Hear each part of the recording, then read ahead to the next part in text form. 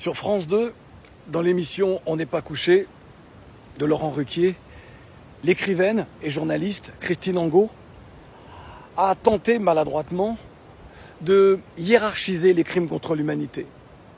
Elle a rappelé le calvaire, ce qui a été perpétré contre le peuple juif, ce génocide. Et à juste titre, elle a dit qu'il y avait eu une tentative d'extermination. Là où elle s'est fourvoyée, c'est en osant faire une comparaison avec les peuples noirs déportés pour être esclaves. Elle nous a dit, avec l'approbation de Franz-Olivier Gisbert qui était à ses côtés, que les maîtres traitaient bien leurs esclaves. Ils les nourrissaient bien parce qu'ils avaient besoin d'eux pour bien travailler. Et que donc, elle aurait presque pu nous dire que les maîtres aimaient leurs esclaves. Il faut juste lui rappeler qu'il y a eu un certain code noir promulgué par Colbert. Et que ce code noir était censé améliorer le sort des esclaves. S'il y a eu ce code noir, ça veut bien dire que les esclaves étaient maltraités.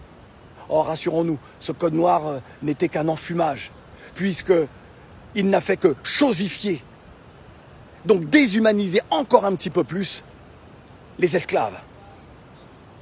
Et puis, les maîtres ont continué à fouetter leurs esclaves, ont continué à les punir lorsqu'ils osaient s'évader en leur coupant le pied, en leur coupant la jambe, en leur coupant le sexe, en leur coupant les oreilles, le nez, la langue. Ces maîtres qui n'hésitaient pas à violer des jeunes filles à peine pubères pour se faire plaisir, ou qui offraient certaines de ces jeunes filles à leurs amis colons venus leur rendre visite. Christine Angot dit qu'il n'y a pas eu génocide. Alors elle ne connaît pas cette histoire. On estime à 10% la cargaison, et j'emploie le terme à dessein, 10% des esclaves arrivés dans les cales de bateaux mouraient en mer lors de cette grande et terrible traversée. Ils étaient jetés aux requins. L'espérance de vie d'un esclave sur une plantation n'excédait pas 7 ans. Le sort des esclaves de la maison n'était guère plus enviable. D'ailleurs, si les grandes révoltes d'esclaves ont toujours été menées, que ce soit aux Amériques ou dans les Caraïbes, par des esclaves dits de la maison, c'est bien parce qu'eux aussi subissaient les pires sévices. Ils étaient humiliés et ils savaient qui était le maître. Ils vivaient à côté de lui, souvent obligés d'être dans la couche du maître. Lorsque Christine Angot tente de minimiser ce qui a été perpétré contre une frange de la population humaine, de l'humanité, c'est qu'elle estime qu'il y a là aussi hiérarchie entre les peuples. La France s'est dotée d'une loi qui reconnaît que l'esclavage et la traite négrière sont des crimes contre l'humanité. Toute personne qui tente de nier cela tombe sous le coup de la loi, car c'est du négationnisme. Christine Angot, Franz-Olivier Gisbert et tous ceux qui ont acquiescé tombent sous le coup de cette loi. L'esclavage est un passé très présent. Il s'est répété du temps de la colonisation, où on a imposé aux Africains les travaux forcés. Relisez André Gide, le Congo-Océan, et vous comprendrez que chaque traverse de cette voie ferrée a coûté une vie humaine, une vie africaine. C'est un passé très présent, car les jeunes que vous voyez partir aujourd'hui, qui se retrouvent esclaves en Afrique du Nord, que l'on humilie, ils partent parce qu'encore une fois, avant, on a déporté leurs ancêtres, puis on est venu chercher leurs matières premières, puis on est venu faire en sorte qu'aucun développement réel soit possible, et ces jeunes-là partent.